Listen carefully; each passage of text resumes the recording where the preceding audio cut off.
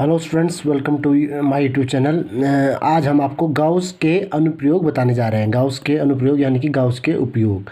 तो गाउस का जो पहला अनुप्रयोग है आपका वो है आपका अनंत लंबाई के आवेशित तार के निकट विद्युत क्षेत्र की तीव्रता ज्ञात करना। मतलब एक आपने तार लेना है, उसकी आप वैसे इनफाइनाइट लॉन्ग वायर है, मतलब कितना भी लंबा हो जाए उसके लिए एक जनरल फार्मूला आपका निकलेगा इसमें। तो आपका लेकिन इसमें आपने एक छोटा तार लेना है जिसकी लंबाई L है। तो यदि एक समान रूप से आवेशित तार है, तार के प्रति एकांक लंबाई पर आवेश का जो आवेश घनत्व है यानी कि रेखीय आवेश घनत्व है उसको लैम्डा से प्रदर्शित करते हैं। मतलब आवेश के तार के प्रति एकांक लंबाई पर जो आवेश होता है उसको कहा जाता है आपका रेखीय आवेश घनत्व। तो लंबाई में आपका रेखीय आवेश घनत्व काम करता है। और जबकि पृष्ठीय क्षेत्रफल पर आपका पृष्ठीय क्षेत्रफल आवेश घनत्व काम करता है। और आयतन में आपका आवेश घनत्व काम करेगा। ठीक हो गया। तो आपने इसमें भी रेखीय आवेश घनत्व यानी कि लैम्डा का यूज़ करना है, तो इसे लैम्डा से हम प्रदर्शित करते हैं। तो एक L लंबाई का एक तार ले लेना है, उस तार में आवेश लेना है आपका Q और रेखीय आवेश घनत्व उसका lambda is equal to Q/L, ये इसका फॉर्मूला हो गया। ठीक हो गया। तो आपका प्रति एकांक लंबाई पर जो आवेश होगा उसको कहा जाता है आपका रेखीय आवेश घनत्व यानी कि लैम्डा। तो लैम्डा बराबर आपका Q/L ये फॉर्मूला होता है। समीकरण इसको हम एक मान लेंगे और इसके कारण हम विद्युत क्षेत्र की तीव्रता हमें ज्ञात करनी है। तो सबसे पहले आपको करना क्या है, एक तार ले लेना है, बेलनाकार तार। तार का जो आकार होता है वो होता है आपका बेलन के आकार का यानी कि बेलनाकार। तो बेलनाकार आपने एक तार ले लिया, इस तार के अक्ष में यानी कि तार के अक्ष के अनुदिश आपने आवेश को वितरित कर लेना है। ठीक हो गया। आवेशित तार है तो यहाँ पर एक सिरे पर लेना आपने पृष्ठ DS, छोटा पृष्ठ, दूसरे में लेना आपका DS2 और एक लेना आपने DS3। तो आपने तीन क्षेत्रों में यानी कि तीन पृष्ठ के कारण आपने विद्युत फ्लक्स निकाल के आपको विद्युत क्षेत्र की तीव्रता ज्ञात करनी है इसमें। ठीक हो गया। तो इसमें करना क्या आपको, सबसे पहले तो इसमें आपको E का डायरेक्शन दिखाना है। तो धन जो E होता है यानी कि विद्युत क्षेत्र होता है वो होता है आपका धन से बाहर, यानी कि E की दिशा यहाँ नीचे की ओर आ जाएगी, यहाँ भी नीचे की ओर आएगी। तो यहाँ पर नीचे की ओर सारे डायरेक्शन E के आ जाएंगे। और ऐसे ही ऊपर साइड, ऊपर के लिए हम देखेंगे तो सेम वही आएगा यहाँ पर भी। तो प्लस से बाहर की ओर यानी कि ऊपर की ओर यहाँ भी E की दिशा आपकी आएगी। तो सबसे पहले आपने इसमें पृष्ठ DS1 के कारण हमने विद्युत फ्लक्स ज्ञात करना है। तो आपने इसमें ध्यान देना है कि गाउस के प्रमेय में आपको विद्युत फ्लक्स से ही यूज़ करना है। सबसे पहले विद्युत फ्लक्स से ही यूज़ करना होता है। तो सबसे पहले हम इसमें यूज़ करेंगे विद्युत फ्लक्स DS1 के कारण, यानी कि पृष्ठ DS1 के कारण विद्युत फ्लक्स यूज़ करना है। विद्युत फ्लक्स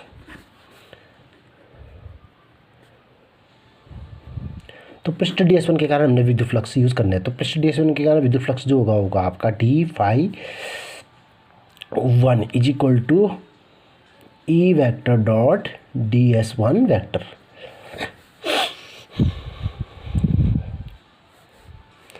अब आपका जो वेक्टर होता है, वेक्टर के क्या लग जाता है आपका cos थीटा लग जाता है, यानी कि आ गया आपका EDS cos थीटा। तो d∅1 कितना आ गया आपका EDS cos थीटा आ गया। अब आपने इसमें देखना है कि जो E और DS है उसके बीच कोण कितना है। तो उसके बीच आपका कोण कितना है वो है आपका, चित्र के अनुसार देखेंगे हम। तो आपका DS1 इस साइड है और आपका जो E है ऊपर साइड है, या नीचे वाले के लिए लेंगे तो नीचे साइड होगा। तो एंगल कितना बन रहा है आपका इसमें 90 का बन रहा है। ठीक हो गया। एक दूसरे के लंबवत है। DS1 इस साइड है और E ऊपर साइड, तो कोण कितना बना 90 बना। तो यानी कि E और DS के बीच जो कोण बना, DS1 के बीच जो कोण बना वो कितना बना 90 बना। तो यहाँ पर आपका आ जाएगा फिर E डॉट DS cos 0, और cos 0 की वैल्यू होती है आपकी सॉरी cos 0 जो बोल रहा हूँ cos 90, ये cos 90 आएगा क्योंकि E और DS1 के बीच क्या है, E और DS1 के बीच कोण 90 है। तो यहाँ पर आएगा 90 आएगा, सॉरी। तो cos 90 की वैल्यू होती है आपकी 0। cos 90 इज इक्वल टू होता है आपका 0। तो ये आ जाएगा आपका E इंटू DS इंटू 0, यानी कि d∅1 कितना आ गया आपका, ये आ गया आपका 0। d∅1 इज इक्वल टू आपका आ गया 0, यानी कि अब इसीलिए अब निकालेंगे हम कुल फ्लक्स। तो कुल फ्लक्स के लिए क्या होता है आपका इंटीग्रेशन लग जाएगा, तो ये डी हट जाएगा, तो यहाँ से लग जाएगा integration E vector dot D S one vector. अब आपकी इसकी वैल्यू पूरा सॉल्व करके जीरो आया तो सीधे हम क्या लिख देंगे, five one is equal to ये लिख देंगे आपका जीरो। इसको मान लेंगे हम समीकरण 2। अब आपका पृष्ठ डी एस टू के कारण, पृष्ठ डी एस टू के कारण विद्युत फ्लक्स, विद्युत फ्लक्स, तो ये क्या आएगा आपका D phi two is equal to आएगा आपका E vector dot D S two vector. यहाँ पर आपका ये वन है तो वन लिखेंगे डी एस, तो यहाँ से आपका ई वेक्टर हटा के हम क्या लग जाएगा आपका यहाँ पर E d s cos theta हो जाएगा, d S two cos theta. अब सेम केस यहाँ भी बन रहा है आपका, यहाँ पर भी जो ई और डी एस टू है उसके बीच का कोण कितना बन रहा है 90। कैसे, आपका डी एस टू इस साइड है और ई आपका ऊपर साइड है, मतलब क्या है कोण आपका कितना बनेगा 90 बनेगा। ठीक हो गया। तो यहाँ पर भी आपका सेम केस बन रहा है, एंगल कितना बन रहा है 90, जैसे यहाँ 90 बन रहा था ना सेम यहाँ भी 90 आ रहा है। तो इसका मतलब हम रखेंगे यहाँ पर कॉस 90, यानी कि E d S two cos 90। अब आप जानते हैं कि कॉस 90 का मान क्या होता है आपका 0 होता है, कॉस 90 इज इक्वल टू 0। तो आपका ये क्या बन जाएगा फिर ये d phi two is equal to क्या बन जाएगा 0 बन जाएगा। तो यहाँ से हम कुल फ्लक्स लिखेंगे, पृष्ठ डी एस टू के कारण, डी एस टू के कारण कुल विद्युत फ्लक्स, कुल विद्युत फ्लक्स। तो पृष्ठ डी एस टू के कारण जो कुल विद्युत फ्लक्स आएगा वो आएगा आपका phi two is equal to closed integration E vector dot D S two vector. तो E vector dot D S two vector का वैल्यू 0 आया था, 0 का 0 ही हुआ, तो ये आ जाएगा सीधे सीधे आपका 0। सीधे आप यहाँ पर 0 लिख लोगे, फाइव टू इक्वल टू क्या आ गया आपका 0। इसको मान लिया आपने समीकरण 3। अब है आपका पृष्ठ डी एस थ्री के कारण, तो पृष्ठ डी एस थ्री के कारण विद्युत फ्लक्स, विद्युत फ्लक्स। तो पृष्ठ डी एस टू के कारण विद्युत फ्लक्स क्या आएगा आपका D phi three is equal to E vector dot D S three vector. यहाँ पर भी सेम केस आएगा आपका E vector dot D S three vector. तो यहाँ पर वेक्टर आगे क्या लग जाएगा आपका cos theta D S three cos theta. अब हम एंगल देखेंगे कि जो ई और डी एस थ्री है उसके बीच कोण कितने हैं। तो आपने देखना है ई है आपका ऊपर साइड, डी एस थ्री भी आपका ऊपर साइड, दोनों का सेम है। इसका मतलब एंगल कितना बनेगा आपका 0, दोनों सेम डायरेक्शन में है तो एंगल कितना बनेगा 0 डिग्री। तो 0 एंगल बनेगा। तो आपने करना क्या है इसमें आपने सीधे एंगल 0 लिखना है, यानी कि ई dot D S three cos 0, और कॉस 0 की वैल्यू होती है आपकी 1, तो कॉस 0 बराबर होता है आपका 1। तो यह है आपका E dot D S three into 1 हो जाएगा। ठीक है, यह आ गया डी फाई थ्री का। अब लिखेंगे हम कुल विद्युत फ्लक्स, पृष्ठ डी एस थ्री के कारण कुल विद्युत फ्लक्स, तो पृष्ठ डी एस थ्री के कारण कुल विद्युत फ्लक्स कितना आ जाएगा आपका phi three is equal to, यहाँ लग जाएगा आपका समाकलन E vector dot D S three vector, और इसकी वैल्यू आई थी आपकी E dot D S three. तो आप क्या करेंगे सीधे ये लिखेंगे आपका E dot D S three, यहाँ से आप ई को बाहर लेंगे क्योंकि ई कांस्टेंट होता है और डी एस थ्री आपका अंदर रहेगा। अब आपका ये आया ई इंटू, अब ये एक चीज़ ध्यान देना आपने, जो ये इंटीग्रेशन डी एस थ्री है, डी एस थ्री यानी कि पृष्ठ क्षेत्रफल वाली बात है।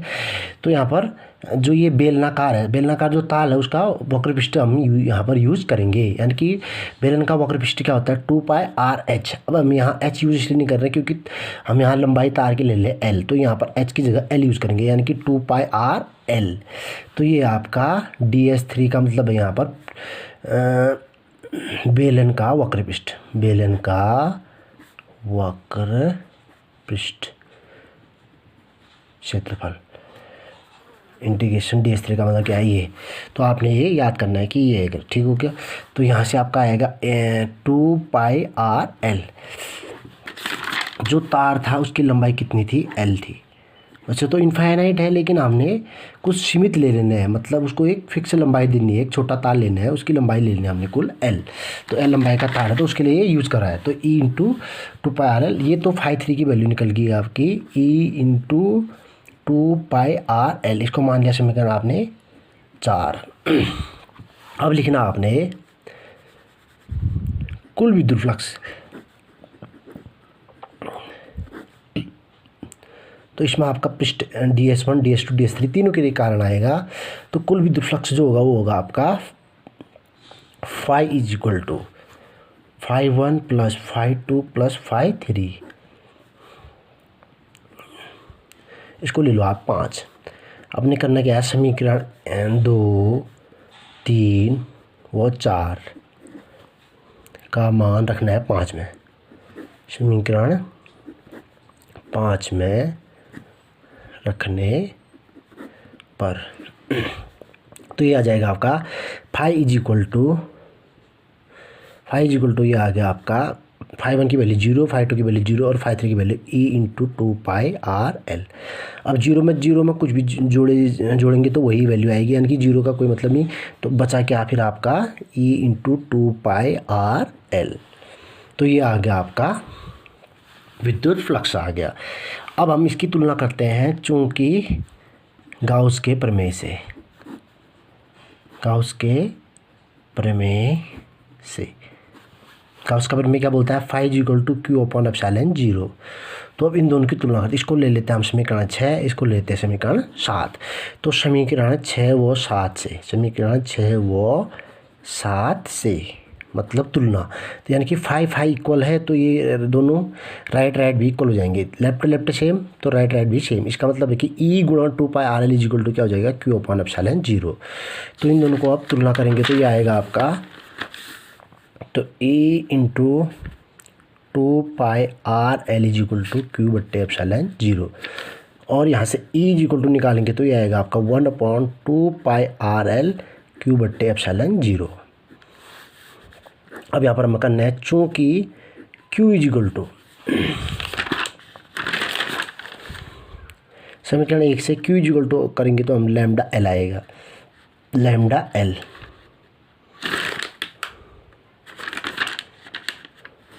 अब आप एक काम कर रहे हैं, इसको स्मॉल q को ना कैपिटल Q ले लें, चलेगा। वैसे स्मॉल है कैपिटल है कोई दिक्कत नहीं, लेकिन यहाँ पर यूज़ करने में आपको थोड़ा